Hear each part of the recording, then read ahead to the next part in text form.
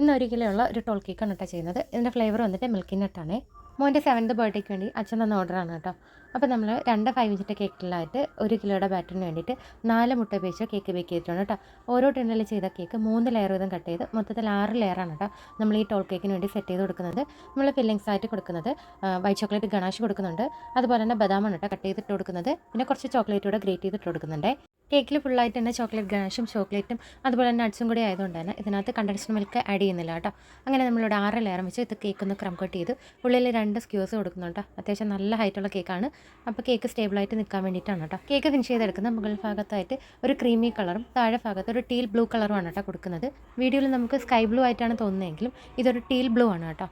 ഡെക്കറേഷന് വേണ്ടിയിട്ട് കുറച്ച് കട്ടിയുള്ള പേപ്പറിൽ നമ്മൾ ഇതുപോലെ കുറച്ച് ഡെക്കോർ ഐറ്റംസ് കട്ട് ചെയ്ത് വെച്ചിട്ടുണ്ട്. അതിനെ നമ്മൾ ആക്രിലിക് കളർ കൊണ്ട് പെയിൻറ്റ് ചെയ്തിട്ടാണ് കേട്ടോ കൊടുത്തിട്ടുള്ളത്. ലീഫിൻ്റെ സ്റ്റിക്കിൻ്റെ ഭാഗം നമ്മൾ ക്ലീൻ റാപ്പർ വെച്ച് നന്നായിട്ട് ഒട്ടിച്ചിട്ടാണ് കേട്ടോ കേക്കിൽ വെച്ച് കൊടുക്കുന്നത്. ഇതൊരു പക്കാ കസ്റ്റമൈസ്ഡ് കേക്കാണ് കേട്ടോ. അപ്പോൾ ഒരു കസ്റ്റമൈസേഷൻ ഉള്ളതുകൊണ്ട് തന്നെ നമുക്ക് അതിനകത്തൊരു ടോയ് ഉണ്ടായിരുന്നു കേട്ടോ. ടോയ് ബസ്സാണ് ഉണ്ടായിരുന്നത്. കേക്ക് അതുപോലെ ചെയ്യാനാണ് കേട്ടോ പറഞ്ഞിട്ടുണ്ടായിരുന്നത്.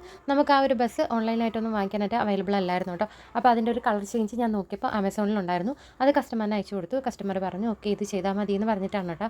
അവരുടെ റിക്വയർമെൻറ്റ്സ് പ്രകാരമാണ് നമ്മൾ ഈ ഒരു ബസ് ഇതിനകത്ത് ആഡ് ചെയ്തത്. പിന്നെ ഈ ഒരു 7 എന്ന് പറയുന്നൊരു ക്യാൻഡിലും കൂടിയാണ് കേട്ടോ വയ്ക്കാൻ പറഞ്ഞിട്ടുണ്ടായിരുന്നത്.